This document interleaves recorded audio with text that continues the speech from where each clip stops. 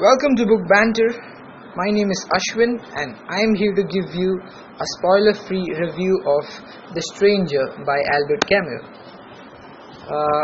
I've read the version that was translated by Stuart Gilbert. The Stranger was Albert Camus' debut novel.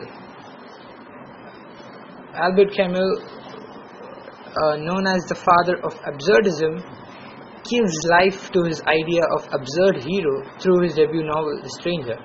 Now, this novel is divided into two parts.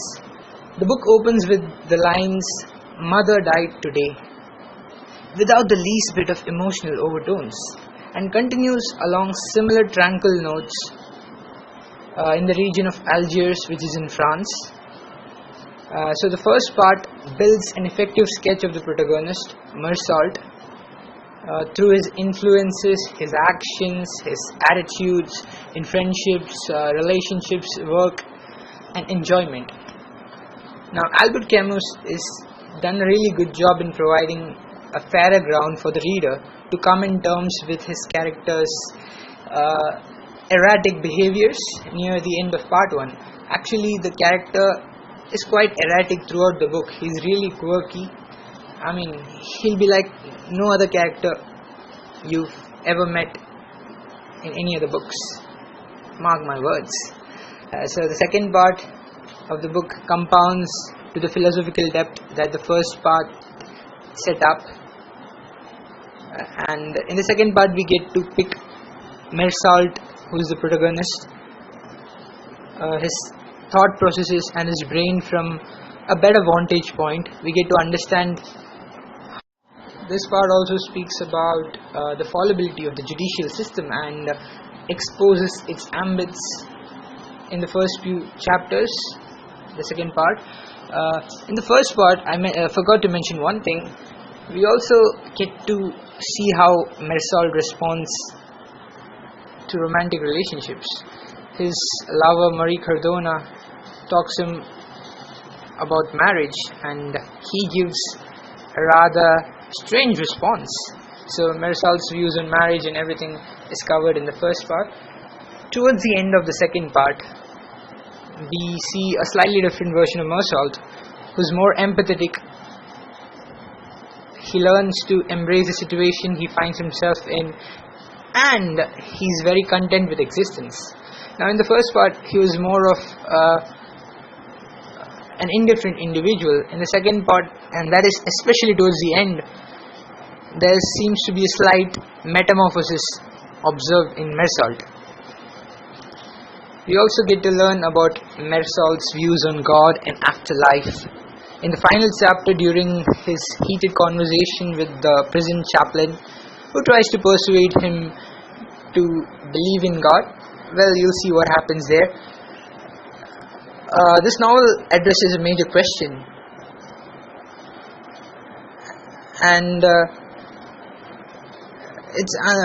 this issue has also been dealt by Stanford Prison Experiment a few decades later after this novel was published.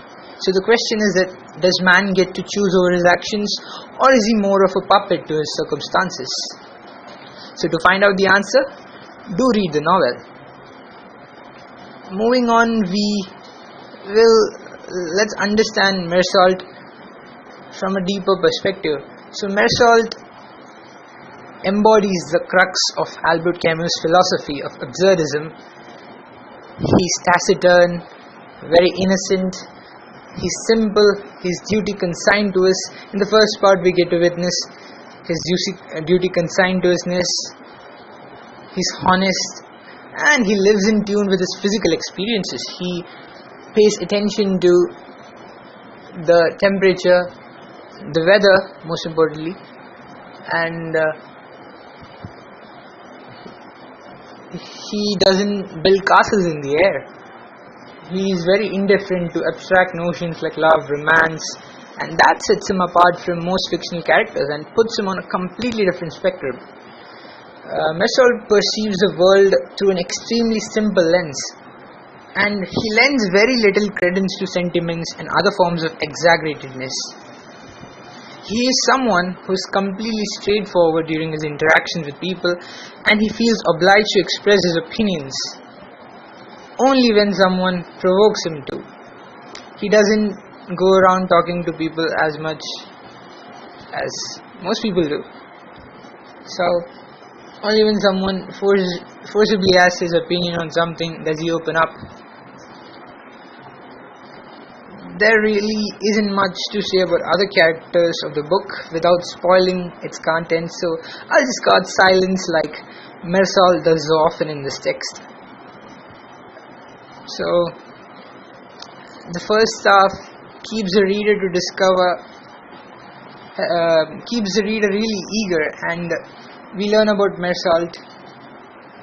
However, that spark which keeps you turning the pages dims slightly in the second half, but I don't think that should be a problem for people who love philosophy, because the second part does have some philosophical content,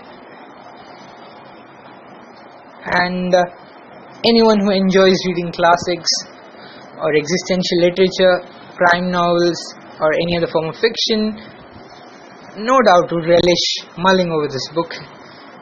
And I have no reservations in giving this book 5 out of 5 stars. So that was it. Spoiler-free review of The Stranger by Albert Camus. That was the inaugural episode of Book Banter.